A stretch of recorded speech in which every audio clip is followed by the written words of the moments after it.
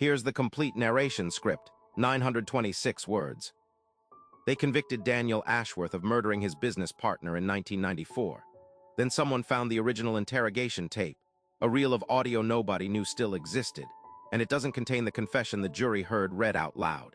So why did the transcript say words that were never spoken into that microphone? The official story was simple, and juries like simple. Warren Kessler was found dead in the office the two men shared, a single gunshot, no forced entry.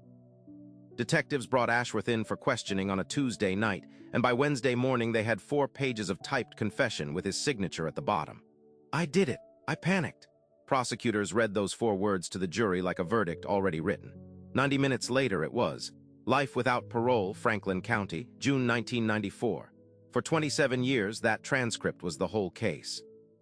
Then in 2021, a records clerk cataloging an old evidence warehouse in Columbus found a labeled reel-to-reel tape. The actual recording of that interrogation, the one the department claimed had been destroyed in a flood in 1999. Chain of custody, the paperwork trail proving evidence hasn't been swapped or altered, showed it had simply been misfiled, not lost. Someone had signed it into a wrong box and it sat there for 2.5 decades while a man served time for words captured on it. When investigators finally played it, they heard something the transcript never showed.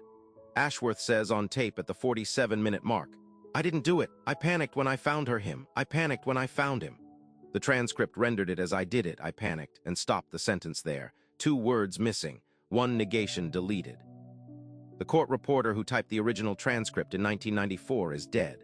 The detective who submitted it retired to Florida the same year the tape was found. Here's the contradiction the trial record cannot survive. The prosecution built its entire closing argument on 4 words that don't exist in that order anywhere on the actual audio. The defense attorney never heard the tape. She requested it twice in pretrial motions and was told in writing that it no longer existed. If a confession is manufactured through a transcription, it isn't a confession. It's a document pretending to be one.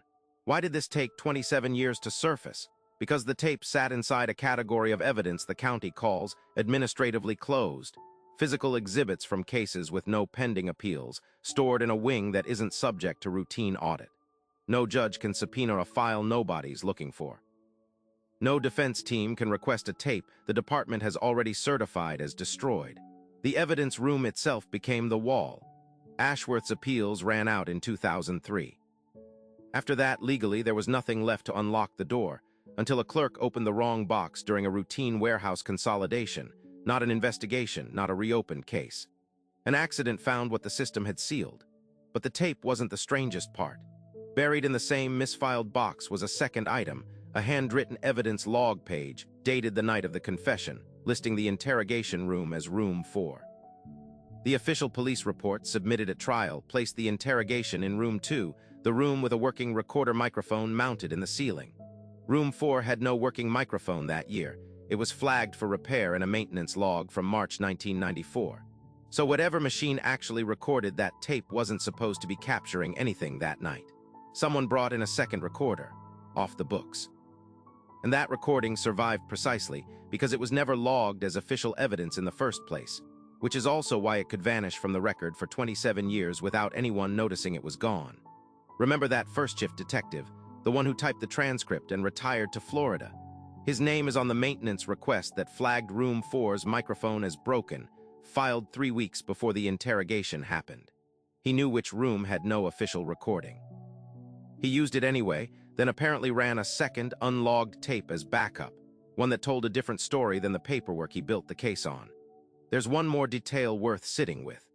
The maintenance log that flagged Room 4's broken microphone was itself filed under a different case number than the Ashworth investigation, an administrative mismatch that on its own means nothing.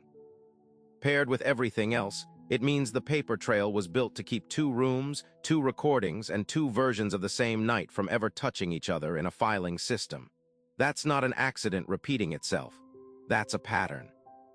If the confession that convicted Daniel Ashworth never actually happened, not in those words, not in that room, not on the record anyone was allowed to see, then the 90 minutes it took that jury to decide his life rested on 4 words typed by one man in a room with no working microphone. Ashworth is still in prison. The county has reopened a review, but reviews take years. and the detective who could explain the second tape hasn't answered a single subpoena. So who ran that second recorder, and why did he transcribe the opposite of what it captured? Nobody has said. The tape exists. The man who made it disappear for 27 years has never had to explain why. Note, the case names and documents are invented to fit the channel's formula, not a real person or case.